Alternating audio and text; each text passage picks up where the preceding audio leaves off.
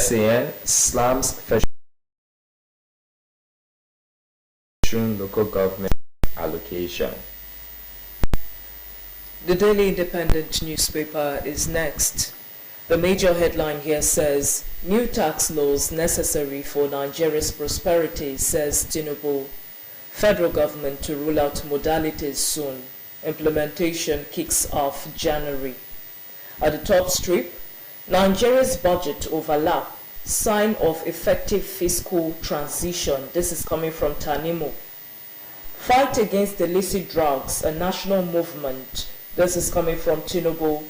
And from Marwa, he says, we've arrested 66,085, convicted 12,201 in 53 months.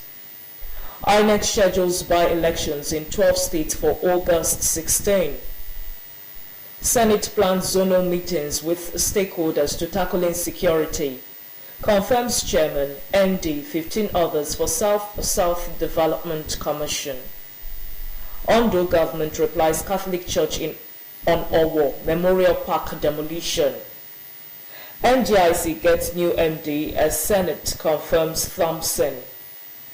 Dangote is pride of Nigeria's financial market. This is coming from NGX Group Chairman. And lastly, PDP BOT counters the Magun, says Anyanwu can't resume. Neck holds. Next is the Daily Independent, The League. New tax laws necessary for Nigeria's prosperity, says Tinubu. The rider federal government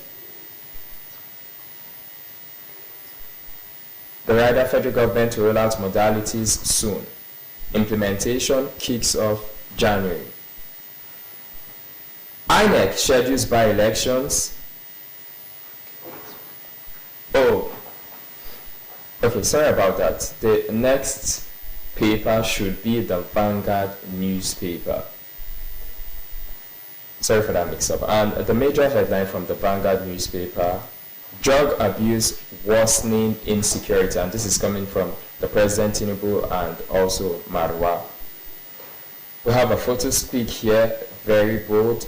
President Tinubu to commission Kabusa, Keti Road today. The Honorable Minister of Federal Capital Territory, Barrister Ezenwo Nyesom Wike, CON, and the Honorable Minister of State, Dr. Maria Mahmood, on behalf of all residents of the FCT, welcome His Excellency President Bola Ahmed Tinubu, GCFR. Kabusa Keti Road, FCT. And lastly, from the Vanguard newspaper, 210 trillion naira. Senate gives NNPCL the ultimatum. Rejects story on page 20 of the Vanguard newspaper.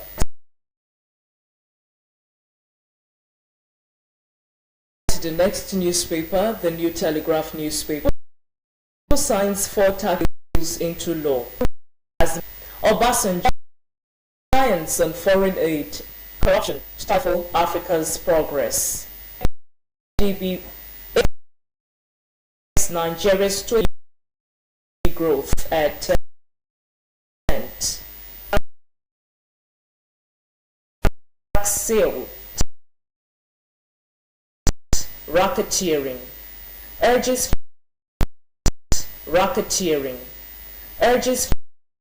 to make Islamic New Year public holiday. Tinubu support created more enemies for me. This is coming from Wike.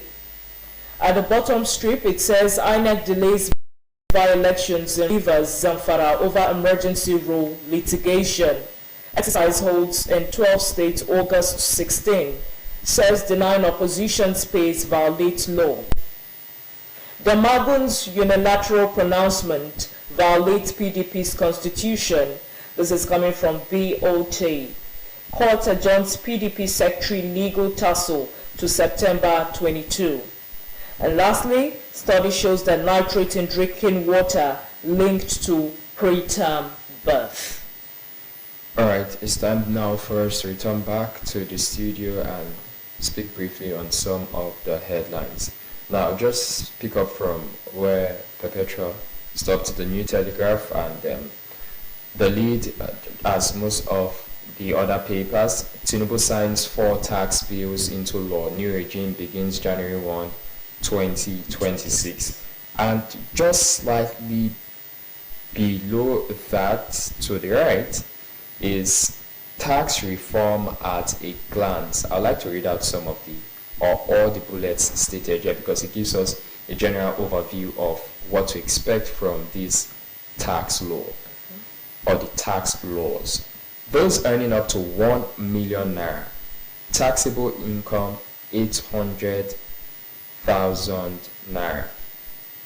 No VAT on essential goods like food, healthcare, education, rent, power, and baby products. I think that this is pretty good. Like, no, we're not having VAT on food and healthcare and rent, but really reflecting what we pay. That's the question. No CIT for SMEs with less than 50 million naira annual turnover. There is a note underneath that bullet. They are to file simple returns without audited accounts. The next bullet there, reduce corporate tax rates for large businesses from 30% to 27% in 2025 and 25% subsequently. So I think this is very, very commendable to reduce corporate taxes for large businesses. So it's like a reduction from 30% to 25%, which will commence in 2026. They are also to get back the 7.5% that would have been paid as VAT. Commendable. Tax incentives for charitable groups, cooperatives, educational and religious organizations with earnings not coming from commercial activities. So I think that this summary here, it shows that it's a good one. Businesses were considered, be it MSMEs and corporate bodies. So it's a commendable one, just like we stated earlier when we started. We hope that the implementation gap is not a challenge, and we also hope that private organizations benefit from these as well. Now, another headline to consider is on this PDP. Now, I'm looking at PDP and their internal crisis. Yes, with the National Secretary, it continues. Now, the way Daily Independent puts it is, PDP Board of Trustees counters Damagun, says Anyanwu can't resume, neck holds.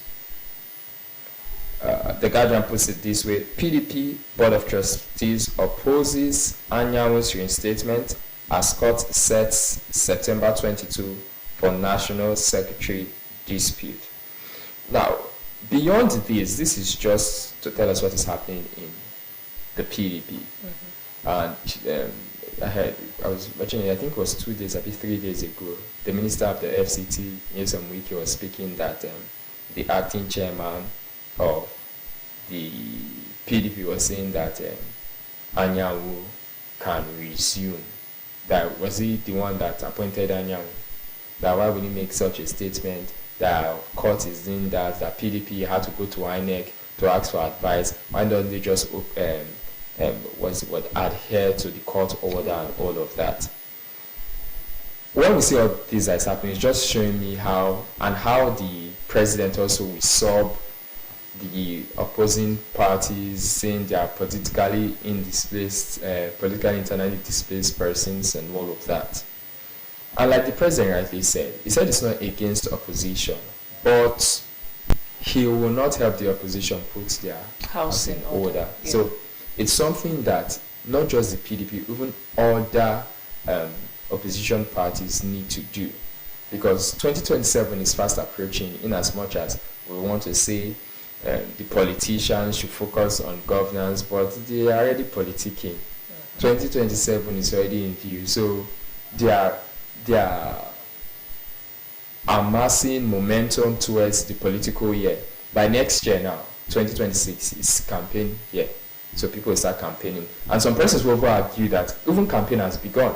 Because I saw a video, it was VDM that did a particular video, and from the airport in Abuja, you could just see the president's posters. And he said those spots that the posters were occupied by old ones, but they were putting new ones. And people are asking, so the incumbent party, they are already politicking, campaigning, low-key. Low-key campaign. Yes, doing all of that. But the opposition, we don't know what is going on. PDP, they are having this. Labour Party, they are doing that. They are sanctioning this, saying that their ticket will not be that. And other parties, pockets of this. And we are seeing new political parties trying to spring up. All of these are distractions on the part of PDP. Like, they should do what the president said. Put your house in order so that you can focus on other things. The first half of 2025 is gone. So it's as good as saying we are in the second half of 2025, and before you know it, 2027 is here. So all these distractions will not help. This is something that I think a meeting or two can solve, compromise, arrive at decisions, and then move forward. It's a teamwork, since all of them are in the same party, working together to bring out a sole candidate that will contest election and all of that. So they should put their house in order, because this thing is not helping. It's distracting them from what they should be focusing on. Because if not for this problem they are having, they should be focused on, how to come up with a candidate. Do you understand? How to put themselves in order. When it's time for campaigning, this is what we will do. These are our target areas. And then they start making, plans right now for 2027. This is a big distraction, and they should just try to put their house in order, honestly. Yeah. So looking at the next newspaper. Okay, so looking at this one, when Ogaga was reading it out, actually he was smiling. The Guardian newspaper, less for more, it says how erratic supply shortchanges Band A households and industries. So let me start with a question. Why were you smiling? Because I think that the photo speak is quite creative. It is, actually. Yes, so it's a nice one. And it reminds me of, first of all, my elder brother in Lagos is under Band A, and I also know somebody else that she stays in Bonsac. She's still under Band A. When you're 33 lines, there's a class attached. So, and the way they talk about it, like, I'm not under Band A, and I use prepaid. Okay. Yes, so people that can relate with this Band A thing most of the time is prepaid. So the prepaid, those that use Band A will tell you that if you charge 20,000 naira, I can't remember vividly, but I think the person, in order to be accurate, I think the person said 20,000 naira, is it 3 days or less than 5 days? For Band A? Yes. It's gone. So the first thing is Band A, the consistency of power for them is different from lower bands. That's the first thing. And also the rate at which their power zaps the units is also on another level. Wow. And I'm like, less than a week, 20,000 naira. In my band. In my band. You have to personalize it. In my band. In my band. If you load 20,000 naira, you're balling now. I'm serious. You're balling. This reminds me of a post I saw on Facebook a few days ago. A guy was saying, though it's in Lagos, he was saying that self-con in a particular house, the price was okay, but that light bill per month, that in that area, like, they don't take light. If they take light in less than 5 minutes, it will be up. So you getting a generator is like somehow like waste. But guess how much? He called the price, and the comment section went haywire. For the rent? No, for the light bill alone. Okay, so month. He said it was 250,000, and I was like, how did we get here? Yes, it's already like when you come, it's already in the bill, but then you now pay like each month, every month, 250,000. But like you have like almost 24 hours power supply. So I've been asking myself, like, how did we get 200,000. How did we get in here, a actually? month? I hope you're staying in a duplex, first of all. I don't know. Because when you do the math for a year, I'm telling you, so only 200,000 for 10 months. That's already 2 million naira. Is it not better So for it's me to get my 2.4. own gen? Like I get my gen and apply it when I'm home, I think a wiser thing to do beyond gen is to install solar.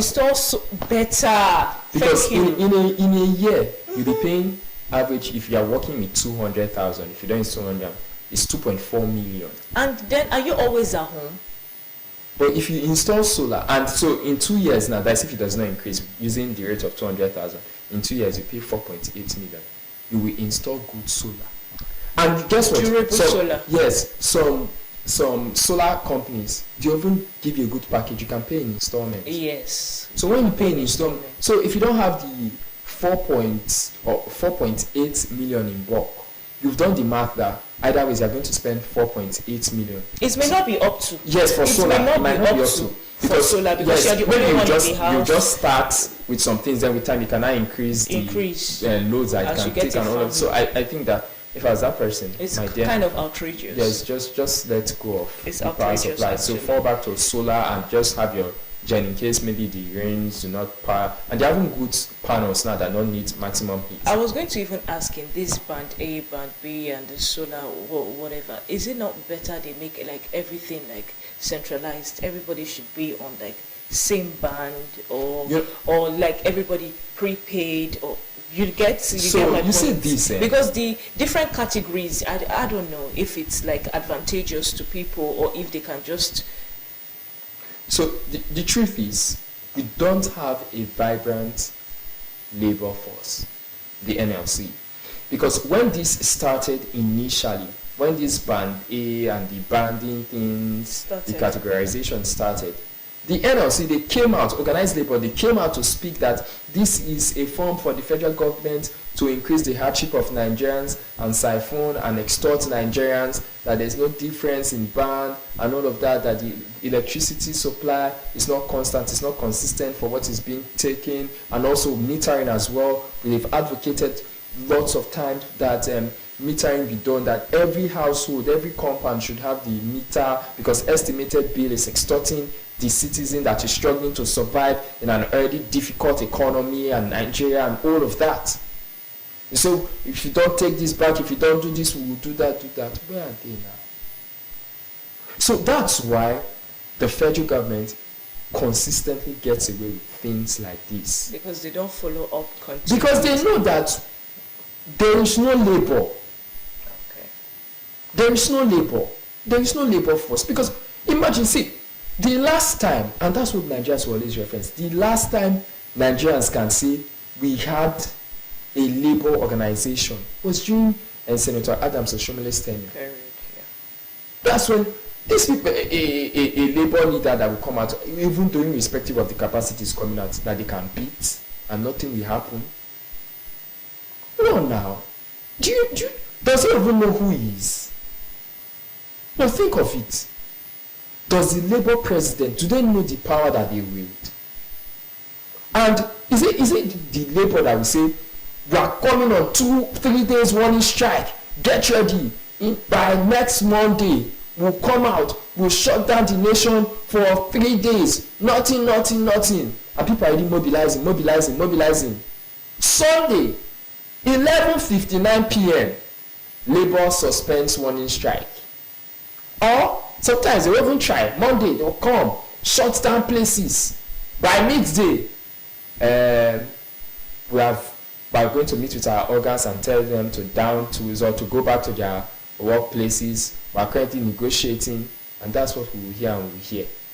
Or is it the situation of the minimum wage? How much did they even start from? I think it was around 600 and something thousand thereabouts. Before they brought it down. Then federal government hits them with, is it 60,000 or thereabouts? Even some governors were saying that that's too much for them to pay and all of that. Then Labour came to 400, 200. Next thing we're seeing 70,000. Could not even hit 100. As a matter of fact, considering what was happening, I was not even expecting them to go below 150. Below 100, 150. Me below, I was not even looking at 100. I was expecting 120. I was not expecting anything below 150. 120, 100. Then they accepted 70. Then the next minute, not too long, they're saying the president during our negotiation, they told us that if we agree to 70,000, they will not increase the cost of petrol within so period and all of that. So Then later what's they happening now? said then they came back and they said that the federal government did not hold on to the end of the bargain. Simple question: where was the agreement you signed to this effect? Document. It was a gentleman. So is that the labor force that you expect to come and fight for the common or ordinary Nigerian, be it electricity or be it the cost of living in Nigeria? So it's very, very terrible and very, very appalling, honestly. So lastly, let's look at this headline that has to do with INEC. INEC delays by elections in Rivers, Zamfara over emergency rule litigation, and this is a headline from the New Telegraph. And the writer there says exercise holds in 12 states August 16. Says denying opposition space violates law. So INEC is in the news and they are delaying their by-elections in Rivers, Zamfara. Of course, Rivers is based on the emergency rule, so Zamfara litigation is on and all of that. So it's a whole lot. INEC should just understand that they are under scrutiny and they are being watched closely.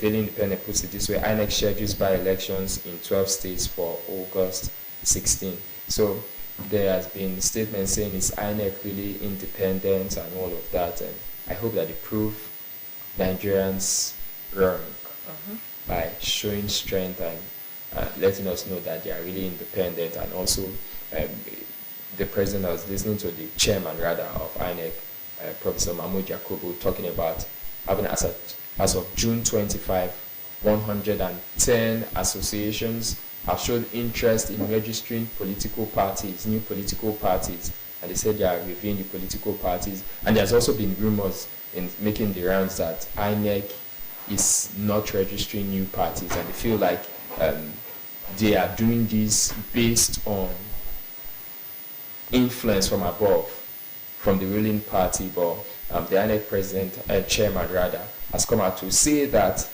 the INEC will be transparent with these processes. They are already considering the applications that are brought forward, that they've started responding to some of them and they respond to all. So that's it on paper review for today. You can do well to grab yourself a copy of any of the papers that we brought to you this morning, be it the Daily Times, the Guardian, or the Daily Independent.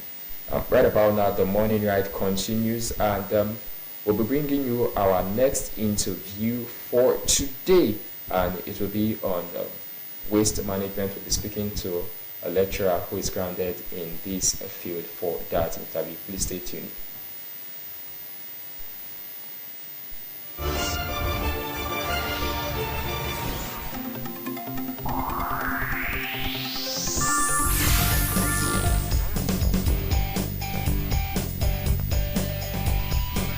As our communities grow, the challenge of managing waste becomes even more urgent. Poor waste disposal practices can lead to environmental contamination, the spread of diseases, and long-term health problems for populations. Today we explore how effective waste management not only keeps our surroundings clean, but plays a vital role in safeguarding public health. Stay with us as we uncover the connections between waste management practices and their effects on the well-being of individuals and communities. And to help us unpack all of these is our guest, who is a lecturer with Admiralty University and also an entrepreneurship facilitator and business owner, in the person of Mr. Augustine Okolobi, and he will be shining the spotlight on the topic healthy environments, healthy lives, the impact of waste management on public health. Good morning and welcome, Mr. Okolobi. Good morning, Mr. Okolobi. Good morning. It's good to have you. You too. Yes, so now the topic healthy environments, healthy lives, the impact of waste management on public health. Let's start by you telling us what waste management is all about. Okay. Basically, when we talk about waste management, we are talking about proper dispose of waste, and that leads us to understanding that we have different types of waste. We have the bio waste, we have the normal plastic waste, we also have the degradable waste like the food waste in our kitchens and all that. And if we're diving into the management of waste, most of this waste can be recycled, and so that is why the management of waste is very important, because recycling them, they can come to use or be useful to us in different aspects. For example, most of our kitchen waste, which are degradable easily, they can be converted to bio waste. And this biogas, for example, and this biogas can be used to power our electricity, give us light. It can also be used to power our cooking energy like gas. Then when we talk about the plastic waste is having a lot of challenge because it does not degrade easily. That means it stays over time. And that plastic waste, we can also recycle it by using it for several alternatives. For example, your plastic bottles, you can cut them short and use them for your brushes, to hold your brush in your, or put your brush in your bedrooms and toilets and other useful items. So some of your plastic plates or bowls, you can use them to preserve foods and other items. So what we are just talking about when we talk about a proper waste disposable system or management, we are talking about how you dispose your waste. Now, if you notice in our homes generally, we have one dustbin or trash can for everything. You want to throw away paper, you throw it inside that trash can. You want to throw away food, you throw it inside the same trash can. You want to dispose plastic inside that trash can. So when we talk about proper waste management, we're trying to tell individuals, citizens, to actually adapt a proper way to dispose their waste. You can have separate disposable bins for separate waste. This will help us recycle some of the waste, use them, and properly dispose others. Like the presenter just said, waste is now becoming a problem to the society generally. Like if you pass the main road or the roadside, you see where they dump huge waste at the center of the road. If you go towards, as if you're living at Sabah, when approaching Oko towards Onitsha, you find lumps of waste and these things start smelling. So what's the problem there? The problem is there's no proper waste management, and this waste needs to be disposed properly, because at the end of the day it becomes hazardous to our health. How? You can't stay in a place where you have polluted air and you don't fall ill. You can't stay in an environment where you have excess dirt and you feel comfortable. So proper waste management system can simply be defined or said to be a proper way to dispose your waste. And also, if you notice what's happening, a lot of individuals in their homes, they no longer have or registered with the registered disposing companies. You see some people wait at night, they throw waste on the main road, they throw waste in their environment, and this can lead to diseases such as cholera outbreak, which is not healthy for humanity. So why we are talking about this proper waste disposable system is that so that we can adopt it in our homes, not because we want to, because it is necessary. Another aspect we talk about, you can see the global warming today. You can see if you step out of the house, you feel hot. These are also implications of improper disposable waste. Why do I say so? For example, you see everywhere pure water sachet nylon is littered. You see bottled water littered everywhere. These wastes are not degradable, and these wastes have their effect on climate negatively. And if you notice the whole world presently, everybody is charging and battling the present climate change, because we are now seeing the effect on us, and we need to devise a means not just to tackle it. And by tackling it, we have to start by adopting a proper waste disposable system. Thank you. Okay, now you talked about, you've explained elaborately. You did not just define what waste management is. It's all about you. Explain. Yeah. Okay, it's over. I'm even tempted to call you a teacher, not just a lecturer. Because so, for now, you mentioned some categories of waste. You talked about the bio waste, Yes. plastic waste, Yes. and degradable waste. And you also mentioned that you inferred that there should be different trashing methods for Methods. each of them. Yes. So Different can waste. you shed more light on what bio-waste is all about? So that someone will know what you are classifying as bio-waste. I think plastic waste is a no-brainer. Yes. Then degradable waste. So let us know the different categories, explain them, and how we can properly trash them. Okay, I think when we talk about bio-waste, we're talking about waste that can actually degrade and become turned into biogas. For example, if you've noticed, even the average human being, you sitting here, your fat is actually a bio-waste. Exactly. Your food, when they degrade, degrading means decay, get spoiled. They emit this biogas. Now, if you go to civilized cities or civilized nations, you find out that a lot of them have a central sewage system, not like we that have a sockaway where your excrete go to.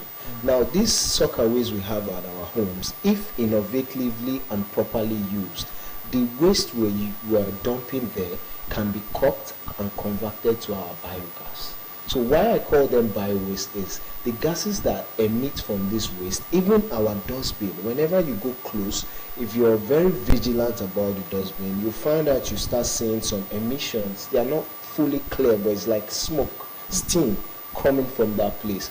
Those are biological process going on there. That means that place, a degradation is taking place there.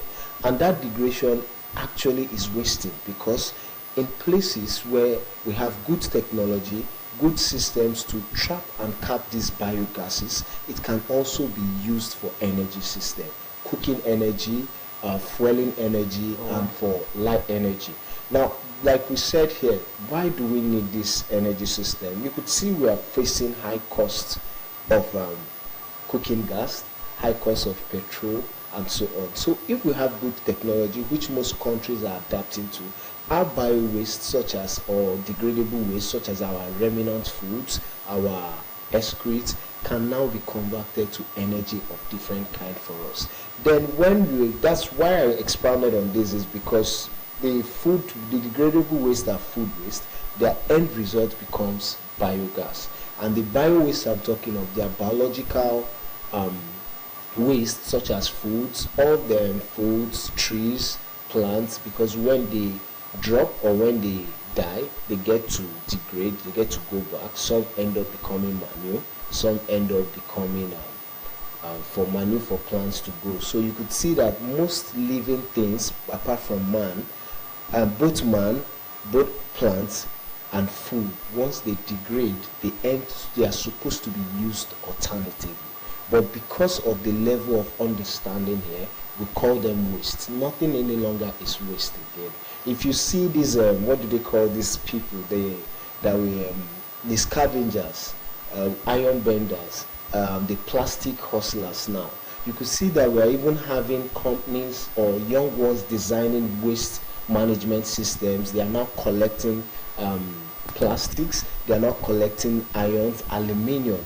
And if you check what's happening, because they now sell it to companies who can actually recycle them into a different product. If you check some product you buy in plastics or in metal, you find out they will tell you recycled. The reason why is these things can function for us. Anything can be waste. With time, these are your tables, these are your chairs, they will get bad, you get new ones. But instead of tossing them off, these woods, they can come handy in future.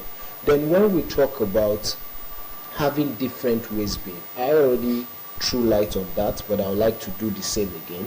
Now, for example, dirt is a messy thing in the house, and that's why if you notice, you on your own, you have a waste bin in your kitchen, you have a waste bin in your room, you have a waste bin either in your sitting room or at the corridor. The reason is, if you were to throw the kitchen waste, like your food waste, the vegetable, maybe spoiled food, in the waste bin in your room or the restroom, you won't be able to stay there, right? Even if you leave it for a while in the kitchen, the smell becomes irritating. But what we found out is, or why we're throwing this light is, most people don't even care how they dispose their waste. And not only because in the house, outside the house, because those waste in your house, you take them out. If you pass some neighborhood, some street, you find liters of nylon, liters of food waste.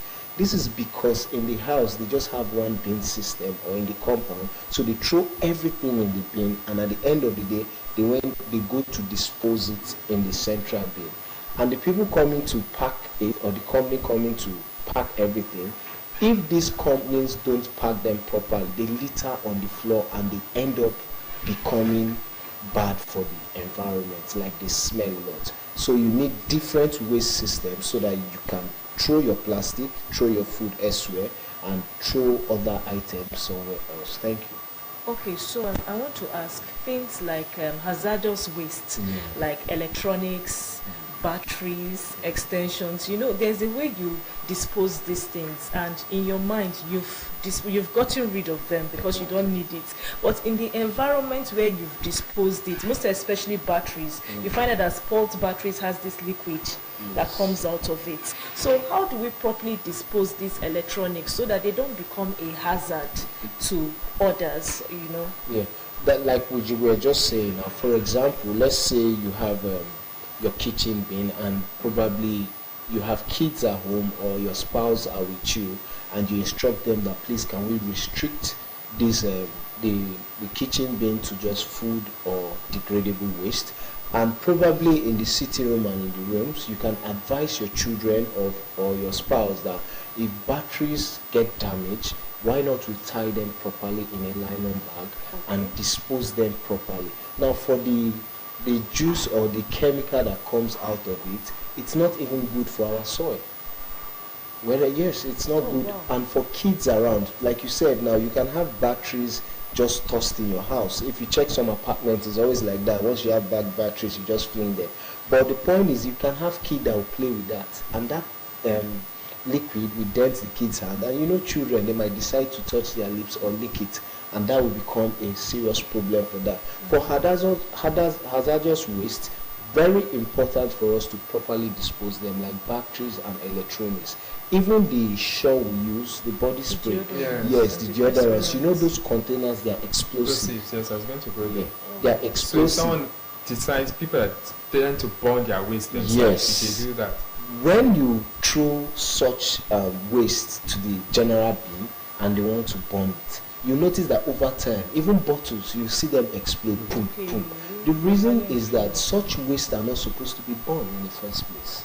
Such waste are supposed to be disposed properly. Then the companies who are into waste disposal will sort this out. And that's why if you're going towards Ibuzo Asaba, Asaba Ibuzo or Gwashugu Road, you find the Delta State Waste Management system or company there by the left, I think. Now what you notice is when these companies take this waste from this place to that place, then the experts, the employees there will start sorting the waste out. They know the right one to burn, they know the proper ways to actually dispose or destroy this waste. But the average citizens will just put them in the dustbin, burn them. So we're just trying to reach out to the public to have a proper waste disposable management system. Thank you. Okay, now talking about the healthy environment. Now you've talked about how wastes can be managed and how we should go about it. So can you now start talking about the impact of not aligning with proper waste management? Because some persons can feel like, it's not just waste. Why are you speaking so much English? So you expect me to sort this. Like even some people, they find it weird that you are even breaking it down. I want to believe that they find it weird that you're breaking that you have more than one waste bin in your kitchen, your living room, your this, that, and like. So can that viewer there understand the impact of not properly managing their waste? Well, one of the negative effect of poor waste management system is air pollution. Now, air pollution, it's not something we welcome. For example, if you're going towards Obogonogo, you'll find out that the air changes down there. The smell is different. You start perceiving waste smell. And why is it not good? This air pollution might lead to cholera. Cholera is not an illness that is welcome in a society because it's also airborne. So which means it can be spread and is also waterborne disease. It can spread from one person to the other. So when we talk about negative effect of improper waste disposable system, it comes back to us humanity. One, it also, another example is it has negative effect on the environment. For example, you can see littering the environment. A dirty environment is not a welcome environment. Minus the air pollution, you can see by the side of the roadside. I always use Obogonobo for example, and also if you're heading towards Kuka, you find dirty nylon littering everywhere, the atmosphere having offensive smell. Now, this is not just because of the smell alone. This is a smell. We consume this air by breathing it. So this air is already polluted. So it has negative effect on our body. This can lead to health challenges for us. So that's why I want us to understand that first, the environment needs to be clean for us to be stable as human beings, for us to be healthy. A dirty environment is not somewhere anybody will want to stay. For example, your studio is well clean and it's smelling well. That's why all of us can be comfortable here. The same can be applicable to our homes and our environment. The reason why is for you to be healthy, your environment needs to be healthy also. Thank you. Okay, so looking at waste management in relation to public health, what are some of the effective strategies that one can use in enforcing that, in enforcing or in making sure that people keep their environment clean? Well, when we talk about keeping our environment clean, everybody, all hands must be on deck. And why we're saying all hands must be on deck is the fact that your health is your wealth. You've heard of that quote? Mm-hmm. Now, it's a personal responsibility thing, and we start from homes. Families in the society makes up every part of the government, the communities, the society. So first and foremost, the responsibility mentality is one of the most important aspects. When we raise our children or we spend time with our spouse or our family members, our friends, the practice has to be personal because people learn from seeing. You must take it upon yourself first to always abide by staying in a proper environment. For example, if you drink water, either sachet or bottle, you should have the proper practice of properly disposing it. You don't just fling such thing out of your car windows or throw it on the street floor. That's very essential. It must start from us first as individuals because it's our responsibility. If you fall ill, you'll be the one to treat yourself. If your kids are ill, you'll be the one to spend that money. So the practice first is personal. Secondly, I think organizations and individuals, organizations and other parastatals should look into it. For example, I'm from Admiralty University of Nigeria. What we do, we already have a community service learning course, and during this our community level learning courses, we always make sure that students identify problems and challenges. Now, for the past 5 years, we've started this program. We've done this is our 5th year, we've done 2 proper waste disposable systems. I think 2 years ago, we did one where we had to clean Iguzo Ashike market, we cleaned Obogonogo market, we also cleaned Ogwashuku General Hospital. The students also sensitized them concerning proper waste disposable system and healthy hygiene. And we donated cleaning equipment like dustbins, brooms, mop, and cleaning agencies to them. That's our own contribution to pushing proper waste management system and healthy environment. Even this year also, we have a program which we just conclude. We are concluding today. We are also doing the same thing also. We made public health very important for us, that we made accessibility to hospital equipment to Muzo General Hospital, Ogwashuku General Hospital, and waste disposable equipment also.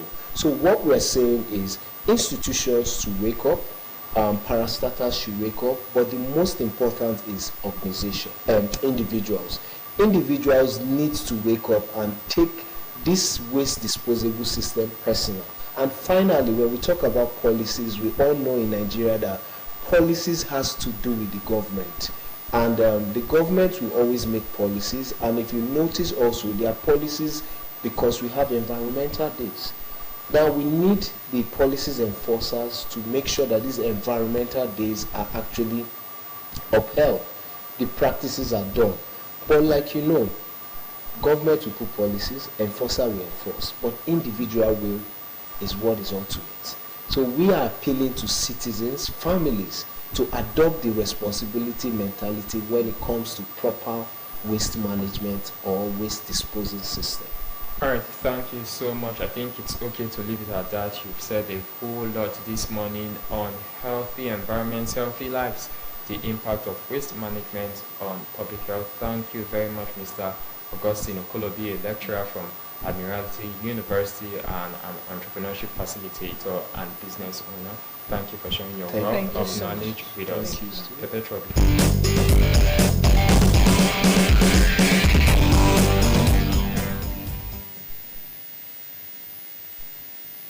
Welcome back from that interview with Mr. Augustine Okolobi, a lecturer, entrepreneurship facilitator, and a business owner who spoke to us on healthy environments, healthy lives, the impact of waste management on public health.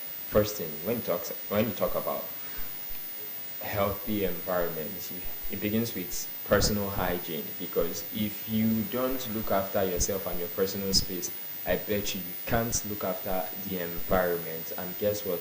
It spirals down.